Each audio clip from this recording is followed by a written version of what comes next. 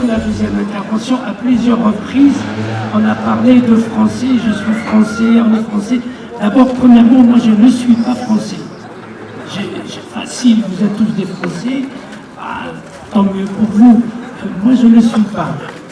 Et ce qui me gêne un peu dans le débat et dans les discussions, c'est qu'on se revendique, on met en avant que le fait que nous sommes des Français, et par rapport à qui on est en train de lutter, il me semble que nous sommes face à un État français, un pouvoir français, un capitalisme français qui a en face de lui une population plurielle, un peuple pluriel, composé de migrants, de gens qui n'ont pas la nationalité française, des gens qui sont précaires, et la politique de cet État français, la politique de ce gouvernement français, de ces banques, de ces financiers français par rapport à une population, moi je ne suis pas solidaire, j'ai rien à voir avec le terme français dans ce sens-là.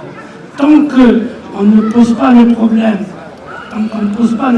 de cette lutte, que ce soit par rapport à la loi El Khomri ou autre chose, si on est berné parce que le discours du pouvoir, le président, le chef du gouvernement, les ministres, c'est français, on est tous français, ils nous mobilisent sous la notion que la France elle est en danger. Mais c'est quelle France qui est en danger? C'est leur France à eux, c'est pas la France des gens d'en bas.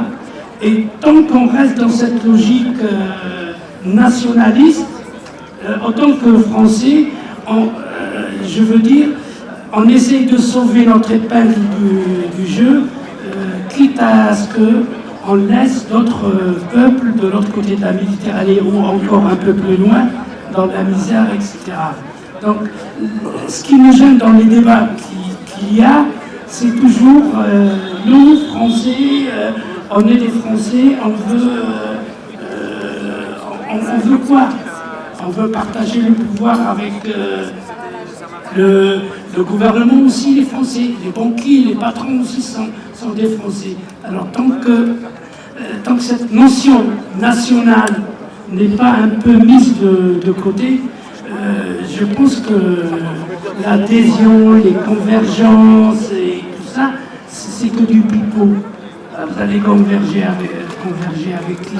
Avec ceux qui n'ont même pas le droit de citer, ceux qui n'ont même pas le droit ni de voter, ni de se prononcer sur les politiques qui se mettent en place. C'était un peu ma réflexion, parce que ça m'a gêné un peu trop, cette histoire de « je suis français », alors que la pratique des pouvoirs, elle est une pratique du type colonialiste. Elle considère les gens des quartiers populaires, des cités, les précaires, comme des colonisés il y a un peu plus de 50 ans.